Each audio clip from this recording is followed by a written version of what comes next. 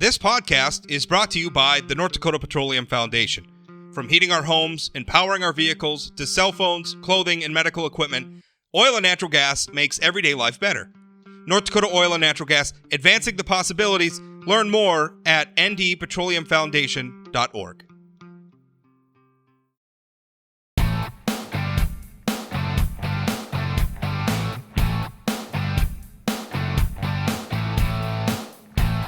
Welcome to another episode of Plain Talk Live. Jay Thomas joins me as he does every Monday. Now, you can always catch Jay's show.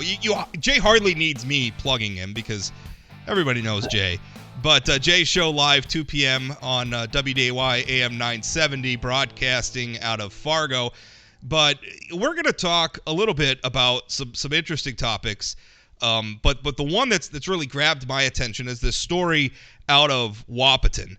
And just to set this up, if you haven't been paying attention, what happened based on the reports we have so far is that a teacher in Wahpeton, they were having some sort of a classroom discussion, and perhaps not surprisingly, the issue of George Floyd and Derek Chauvin came up. It shouldn't surprise. This is a fifth grade classroom, by the way, but even fifth graders are going to be aware of this news story. It's dominated not just regional headlines, but national headlines, international headlines for months. So as the discussion was going on, some of the kids stood up, one or two of them, it's not real clear how many, they stood up and they essentially started reenacting the arrest. And at that point, I guess the teacher said, hey, okay, that's enough. Let's get back on topic. So parents found out about it, and they're offended. And those parents decided to make a stink, and now the teacher's on administrative leave. So, Jay, I guess what's frustrating to me, and I'm actually going to put up, as we're talking here, I'm going to put up one of the I think it's the Facebook post that kind of started it all. It's from somebody by the name of Tracy Ladybull Desjarlais. And I think it's Desjarlais. Desjarlais, yeah. So basically, it's interesting to me because she starts off in this post and she's saying, Wahpeton Elementary School, why are you having fifth grade class reenact George Floyd murder? I'm not really understanding the purpose and would love to have an understanding. But then she goes off and acts like she already understands everything. She says, I quote, these are kids that have been in contact with U.S. following this classless, disingenuous, careless reenactment. So she's admitting she doesn't really know what happened, but is jumping to the conclusion that this was classless, disingenuous, careless. And I'm looking at this, and I got to tell you, Jay, I'm not seeing what the problem is.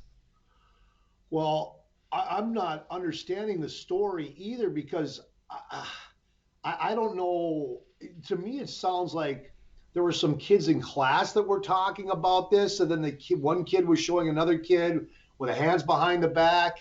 And then the teacher just said, "Okay, knock it off. Let's get back on course." And then if you read other stories or posts, it sounds like the teacher was telling the kids, "Okay, put your arms behind your back. They'll put them back farther back." So I don't know who started this, but what caught my eye, and I know it caught yours too, was there was the comment. I think it was from the superintendent of schools down there in Wahpeton, who's going to have a press conference at 1:00 on this, that we don't want to have discussions or situations that make kids uncomfortable. Yeah, well, isn't that part of life? No, I'm not saying you're sitting there talking to fifth graders about some. I hate to use this word, abortion. I mean, uncomfortable. You know what I'm saying? I mean, I don't understand this uncomfortable thing. If this is what kids are talking about, isn't this a teaching moment?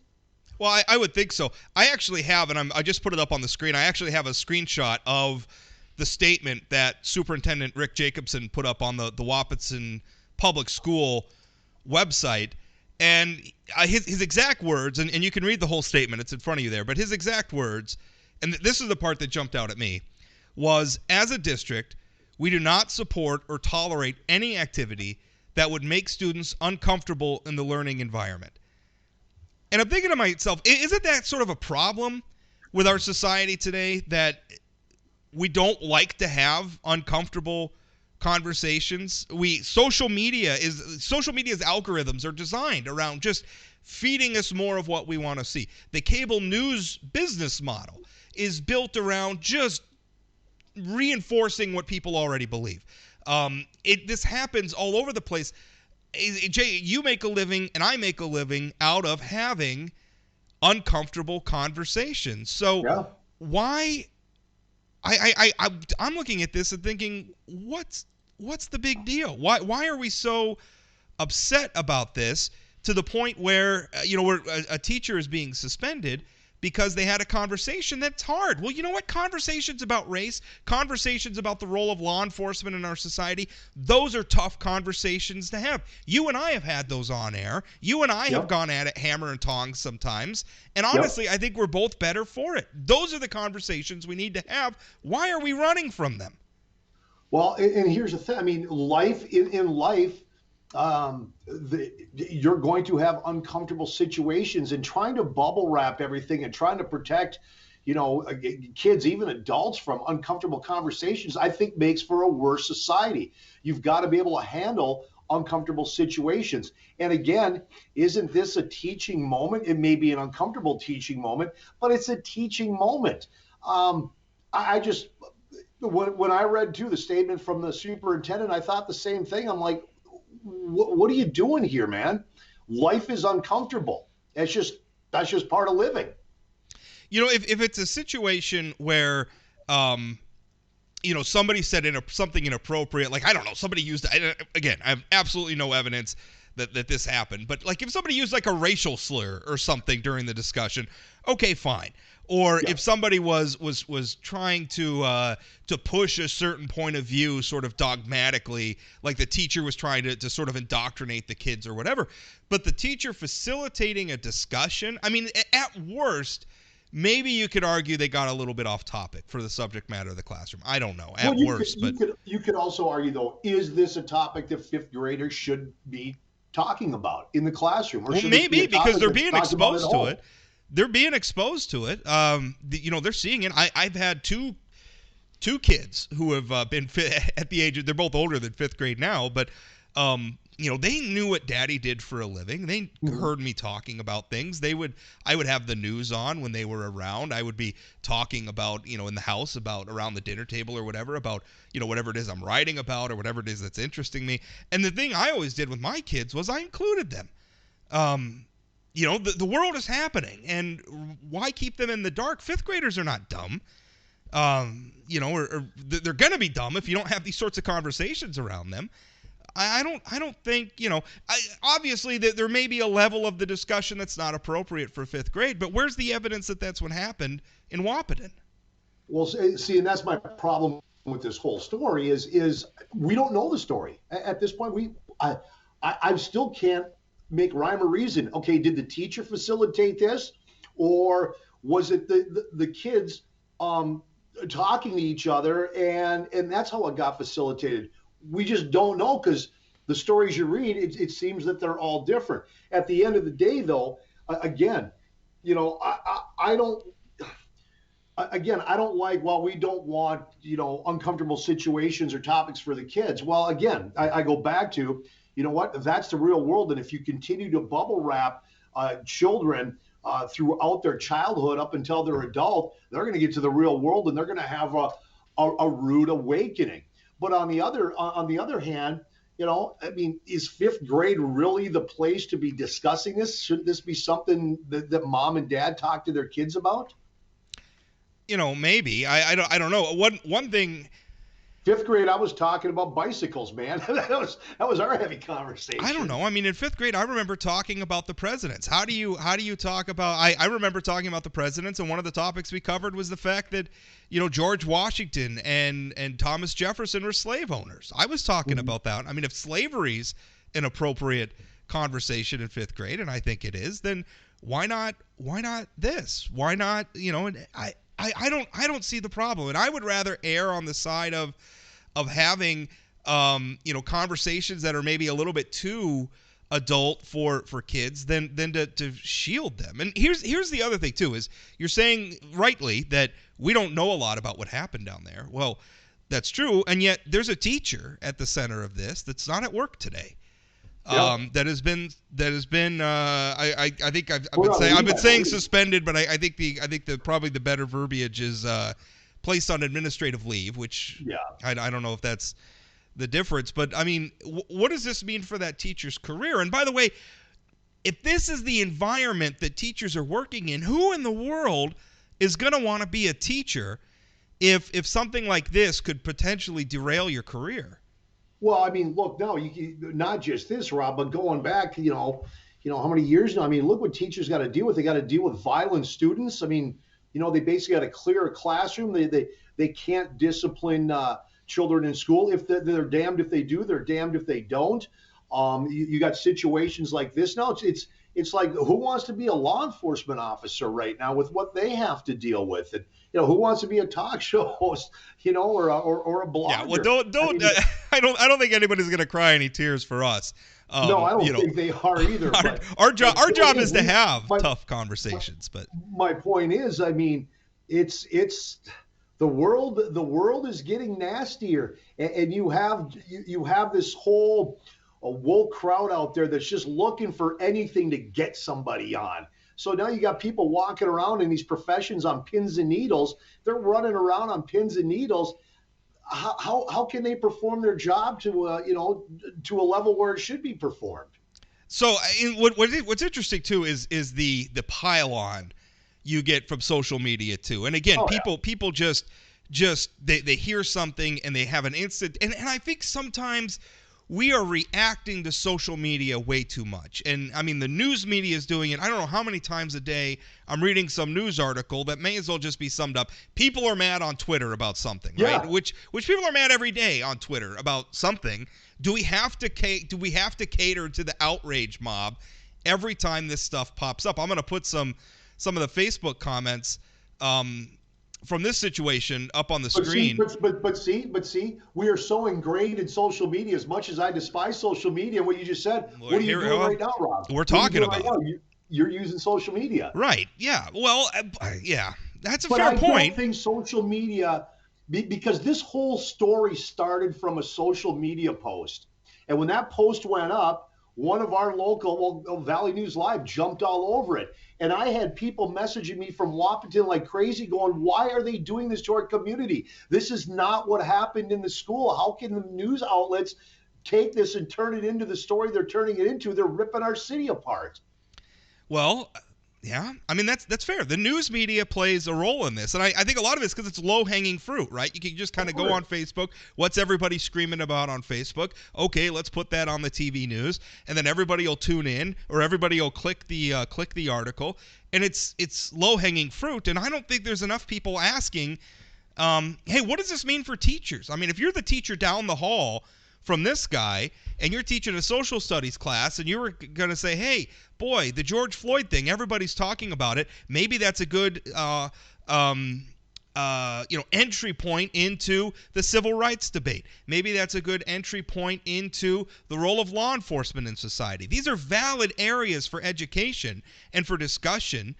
But, I mean, gosh, if I was a teacher that was tasked with tackling some of that, boy, I'm not going to go above and beyond. I'm going to stick to the nice, safe curriculum and do the bare minimum so that I'm not the target of an outrage mob and end up getting fired or suspended or whatever. But you got to ask the question: what was this teacher wasn't tasked with doing this topic? And again, this comes back to, this happens a lot of times, and I've been burnt by stuff on social media going, oh, that's fantastic. I make it a topic on my show. I get all the information I thought that was out there. And then a day later, 2 days later, I find out, oh, wait a minute here. That's not all the information. Here's the information. If this teacher wasn't tasked with this and this teacher decided on their own to do this, well, then that teacher put him or herself in a bad situation. But again, we don't know, because the stories are different. Some stories say that the kids started the conversation and the teacher tried to squash it. And then you look at other places and it makes it sound like the teacher just made this part of the curriculum that day. Who knows? We'll find out more at 1 o'clock when the superintendent does a conference on it. Yeah. I mean, and again, maybe there's some information here that we're not seeing. And, if that's the case, I guess, if there's more based on all the information we have now, though, even if the teacher And the school district's making it very clear, like the student, no students were at risk. The students didn't even touch each other. Barring some new information, that the children were at risk or something really inappropriate or offensive was said, then I don't have even if this wasn't in the teacher's curriculum, even if this wasn't in the lesson plan for the teacher, so what? Some of the best discussions I had in school weren't on the lesson plan because the teacher we got off onto some topic, and every student in that room was engaged, and we were engaged with the teacher. And yeah, maybe it wasn't squarely in our lesson plan for the day, but we had a really good discussion. That's part of what you learn going to school. But see, now you went to school in a different time than I did. I mean, honestly, Rob, I don't ever remember in grade school ever going off, okay, this is the lesson plan, this is what the teacher's teaching. I don't ever remember anything going off into some discussion. It was this is what we're doing today, and this is what's up on the chalkboard. Now, you and I were talking earlier this morning. The only time I ever remember there being a discussion that came out of really nowhere, I believe it was in I'm pretty sure it was ninth grade, or maybe it was 10th grade. And it was you could take a TV production class, learn how television works and all that, and thought, oh, interesting. I took it, and our teacher at the time was Mr. Schultz, Fred Schultz, great guy.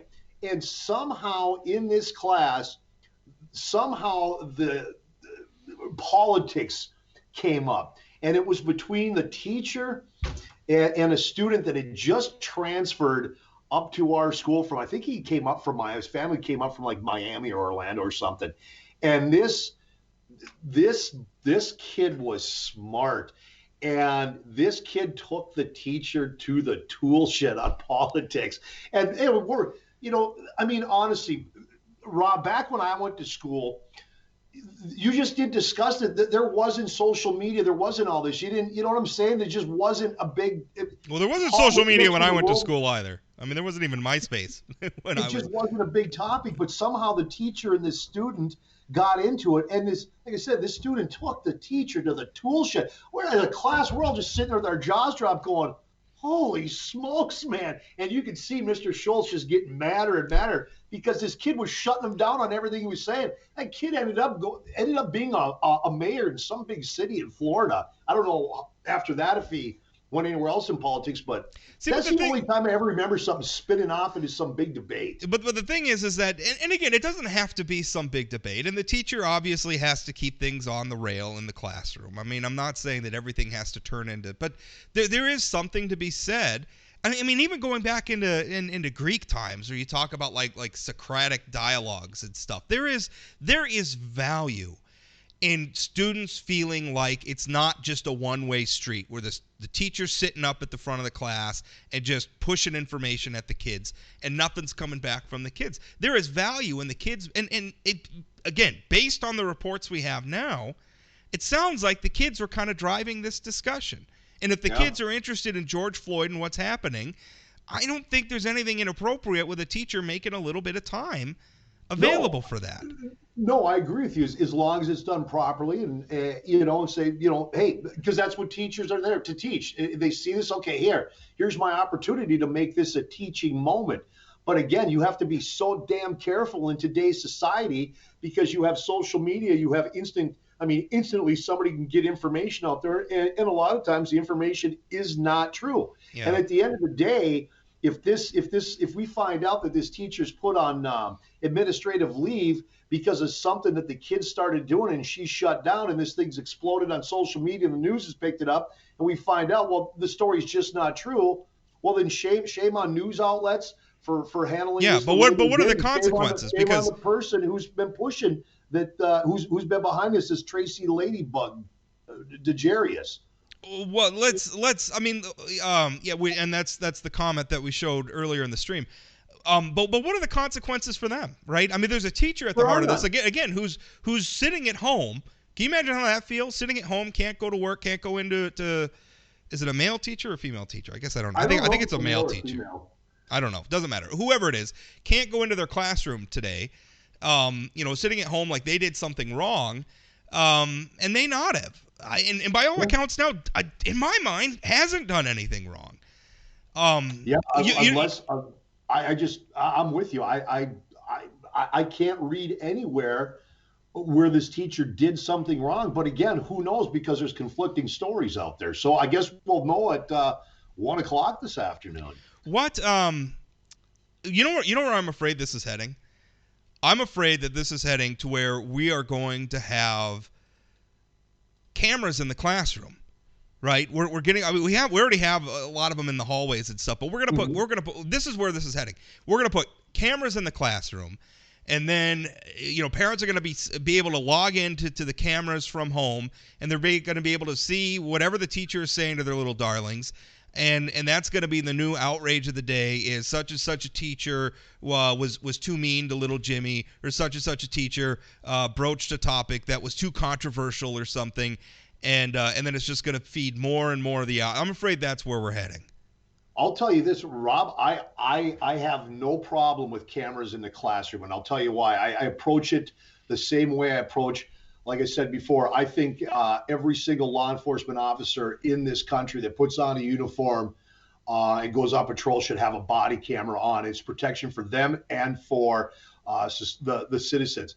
I think the same thing for a classroom. In this day and age, that would be protection for the teacher if the teacher's accused of something. Because imagine if there's a camera in a classroom for this situation. We're going to know right now the camera doesn't lie. But with that said, in no way, shape, or form should the parents be able to log in at any time and see what's going on. That camera is strictly there for the protection of the teachers and the protection of the students. And if there's a situation like this, that's where the school can go back and say, let's take a look at the camera.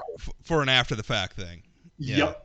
Although in North Dakota, under North Dakota open records laws, the cop cameras are going to be. I mean, basically, you don't have to have a good reason to request them. You can request them just because. Yep. And I would imagine if we put cameras in the classroom, and I mean, there's something to be said too about that level of accountability. But so maybe the problem is it's a societal problem. I mean, maybe it's our unwillingness, and I think this gets back to a point I made at the beginning of the stream. We're afraid of being made to feel uncomfortable, right? Because everybody is sitting in their safe little cocoon of social media. They're sitting in their safe cocoon while I watch Fox News, I watch MSNBC. It's nobody wants to be confronted with things that might make them upset, even in the book publishing world. I mean, former Vice President Mike Pence is trying to get a book published. And he has thousands of people, including hundreds of people that work for the publishing company he signed a deal with, who are out there saying, don't publish this book. That's the world we live in today, where the mob doesn't want to be confronted with things that make them angry. And we're out to silence everything that makes us angry. This is this cancel culture, this woke society. If it makes me feel uncomfortable, let's jump on it and cancel it. And we live in a society even more so now than ever before, where that squeaky wheel gets the grease, and it doesn't matter if it's a small amount of people that are crying about it. They get what they want. Here's a prime example. Elon Musk. He's on Saturday Night Live. No, I haven't watched Saturday Night Live in years, but this guy comes on, and the cast members are told, look, if you feel uncomfortable with him being here, you don't have to be here for it. Are you kidding? And it had to do with some posts he did in the past regarding Bernie Sanders. I mean, come on, really? Yeah. Well, and the remarkable thing is who it's coming from, too. It's coming from the cast. Like, if I'm on Saturday Night Live, I want somebody like Elon Musk. And in the proud tradition of Saturday Night Live, they usually don't have any problems sticking it to people like Elon Musk, even if they're hosting. Right? I mean, what an opportunity to skewer the guy if you want to skewer the guy. But they don't even, like the cast themselves, the people who are making the living, booking big guests like Elon Musk, don't even want him on the show. That's the society we're living in right now. And who's the boss? Who's the boss? I mean, why do you even have bosses anymore? Why?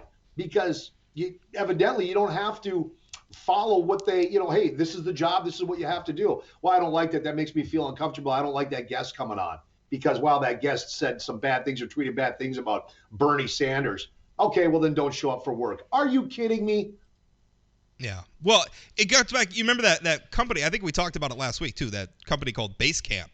Yeah, oh, yeah, where yeah. they just flat out told their employees, don't bring your politics to work, right? Leave it at home. You're not gonna be on the company forum, holding forth about your politics or whatever.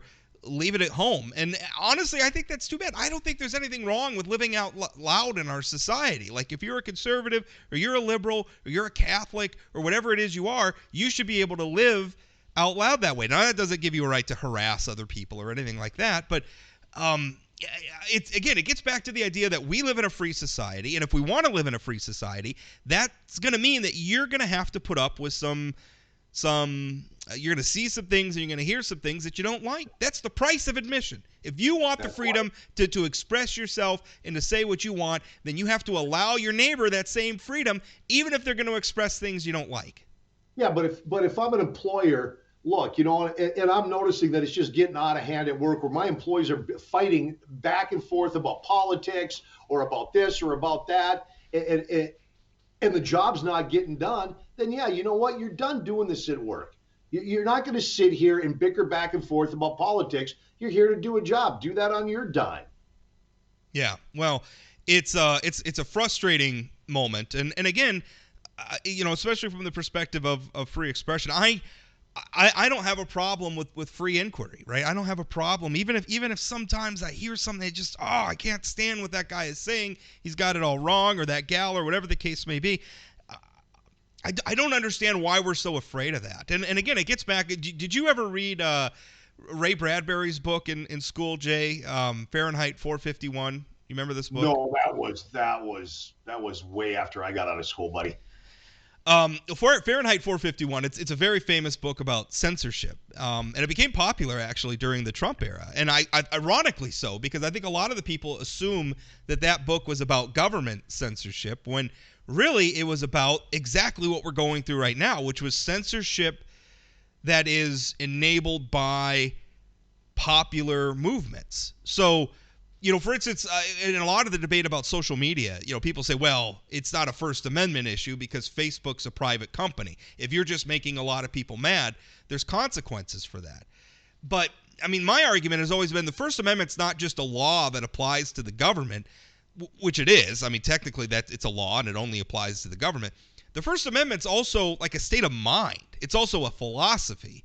And it's something that you have to embrace at the individual level, too, because otherwise you get these outrage mobs that are just shutting down speech they don't like. And social media has made the mob more powerful than it's ever been before. So this is where we're at, where it's not in the United States of America today, we have more, the free speech has more, the cause of free speech has more to fear from the general public than it does the government right now. And that maybe that's a bit of a hot take, but that's where I'm at. Part of our problem is people can't have their own opinions anymore. If you disagree with somebody, that somebody's going to get nasty, then people are going to pile on, and then those people's people are going to pile on, and it's done on social media where you can hide behind a keyboard. A majority of these people wouldn't say half this crap straight to somebody's face. They wouldn't do it, but because they can hide behind a keyboard and get ugly. I think social media has been a huge scourge on society. Has it done good? Of course it's done good. There's you get to connect with people you haven't connected with in years, and you can have sometimes you can have adult debates, you can share pictures, you can laugh. But at the end of the day, it's just I just think it's made society so ugly. Well, remember, Rob, before Facebook or Twitter got as popular as they are now. Remember when newspapers would, and some still do, remember they'd have the comment section and how ugly that got? Newspapers and news outlets said, okay, that's it, we're done, we're shutting it off. I still run a comment section on Say Anything blog to this day. And I see how ugly it gets too. Yeah. But it's just the newspaper said, okay, we can't have this. They could see, and I don't want to just say newspapers, but it was all the most media outlets. They could see how ugly things were getting, and they shut that stuff down. They said, okay, we're not going to do that. Yeah. Where on social media you can still do it, and you can get ugly. You can set up fake accounts. You can, you may be fighting with some guy that's got 30 accounts, and it's the same guy fighting with you, but it's 30 different accounts. Right, but the interesting thing about that, and that this gets into another debate about, you hear people talking about like Section 230 or whatever. The traditional publishing industry, so like newspaper companies, like the one that I work for, Forum Communications, we are liable under the law in ways that companies, because we're a publisher, that companies like Facebook and Twitter are not. So Facebook can get away with, because a company like ours has an editorial process. So like as a columnist, if I write something, then there's an editor. I don't get to just live publish to the site. There's an editor who takes a look and makes sure that I'm not writing something that's illegal or whatever. There's an editorial process in place for that. And so because we do that and we curate like the readers, the letters to the editor and all of that stuff, we're liable. But Facebook has an exemption under federal law, and Twitter and all these other, and even sayanythingblog.com that I operate, have an exemption where, if a commenter writes something that's libelous or they make a threat or do something illegal, you are not, unless they can prove that you were like aware of it and chose not to do anything about it. Yeah. You are they're basically exempt from liability. And to me, there's an argument maybe we ought to start treating Facebook and Twitter the same way that Forum Communications is treated under the law, where they're on the hook for the things that people write. Now that would greatly diminish, everything from YouTube, the platform that we're using for this right now, Facebook, Twitter. I mean, that would have a huge impact on the ability of people to upload and write that content. But the alternative is this, what we're living in right now, where we have yahoos on the internet who can write just whatever they want with zero accountability. Getting back to the Wahpeton story, the teachers being held accountable potentially under this, or the teacher's already on administrative leave. But if this turns out to be a bunch of hooey, where's the accountability for the people on Facebook? That's right. They're the only accountability for them would be if people on social media start going after them and try to, shut them down and say, okay, we're done with you. I'm this gal that's on here making these accusations or started this whole thing against the teacher. I mean, let's, if you do enough digging, she likes to stir up things. This isn't the first thing that she stirred up. You can do a little research and see that there's been some other issues that she's stirred up down there, and not just in Wahpeton but other places. And I'm not saying that what she's doing here is wrong, but you're right. If it comes back that she's stirred up this big controversy that the news media was willing to just automatically jump on, and it comes back that this teacher did nothing wrong, you're right. What's the accountability for what she did other than people ripping her apart on social media? And what real accountability is that? That's none. That she could shut down her thing and just start over as somebody else if she wanted to, and move on to the next day, while this teacher now, has to deal with this. And will there be, if this teacher did not do anything wrong, and I'm with you, Rob, I don't think this teacher did anything wrong. Where's the apology? There won't be an apology. What there'll be is somehow let's spin this to still make it look like the teacher did something wrong. It's just like what happened they'll make the teacher get some training or something. Yeah, it's just like the situation. I'm still upset about this. So you had this knucklehead that goes over to Moorhead and vandalizes the Islamic Center. It's like, really? Come on.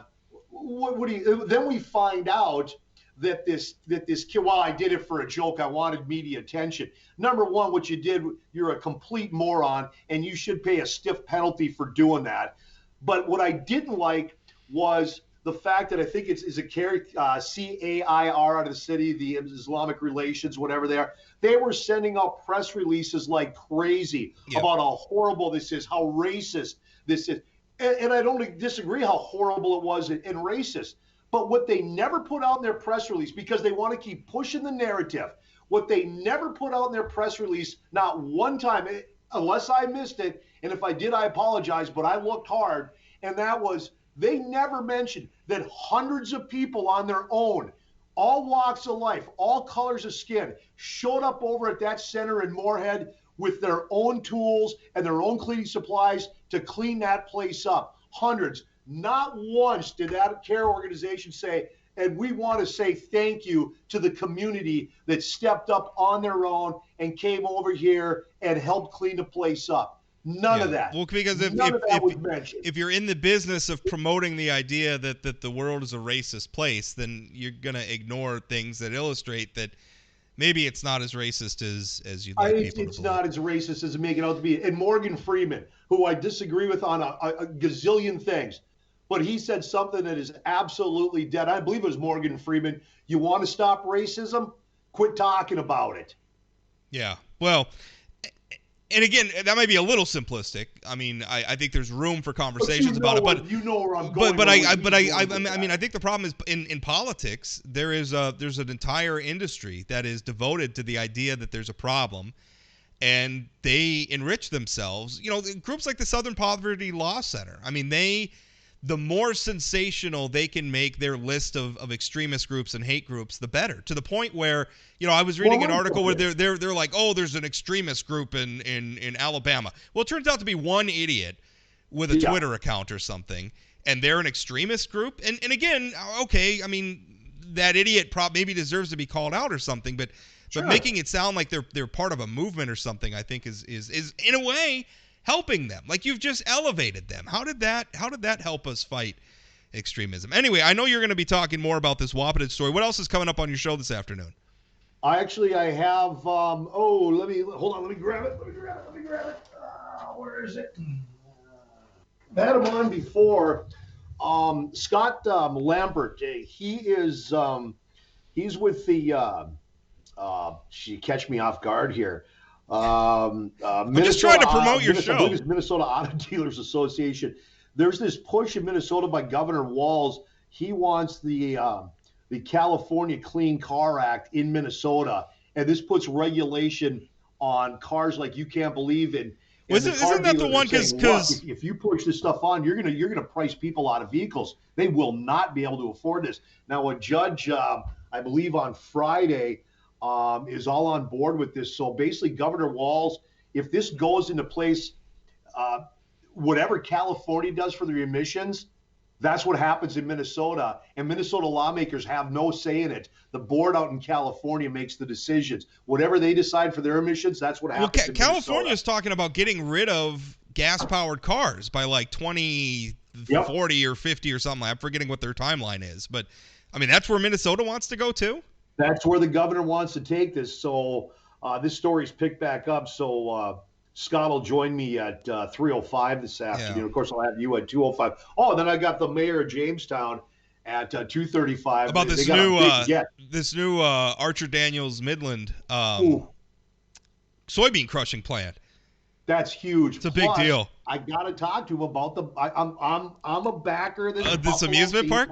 Well, you know would be a great way for this new soybean crushing plant to attract workers to the Jamestown area is if you could say, hey, and if your family's looking to do something on the weekend, check out this brand new amusement park we're building. What a great thing to attract people to that region. You get free passes for a year. well, let's not get carried away. But hey, somebody else's money, I could spend it. Yeah. Well, that was a great idea. I was disappointed the legislature, but it sounds like it's going forward anyway. So yeah. I think both you and I are on the bandwagon for that one. Well, Jay, which is surprised because you were for the Theodore the library. Yeah, I was.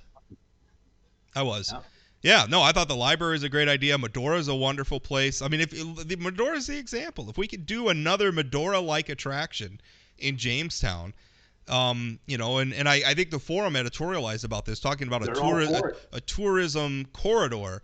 And again, eventually we might want to thinking about, some attractions like Grand Forks or Minot, it's off of I-90. Wait a minute. Don't you guys got a big, beautiful zoo in Minot? Oh, we do. We have a great zoo. We have the Norse Kustfest every year. So if you come up and get your lutefisk fix. Oh, God. I know. Well, yeah, but you have the state fair too. Come on, you guys got to go. That's true. That's true. We do. Well, Jay, what's Bismarck have? Yeah. Well, I don't know. Bismarck's got the Missouri River. The Bismarck's got cool stuff too. They have the Heritage Center at the Capitol and all that stuff. So that's pretty that's cool. right. Yeah, that's right. Well, Jay, your show live 2 to 5 p.m. this afternoon, as it always is. I'll be on it too. Thanks so much for the conversation today, and I'm interested in seeing what happens in this Wahpeton situation. Yeah. Yep. 1 o'clock. We should know more. Thanks, Jay. You got it, brother.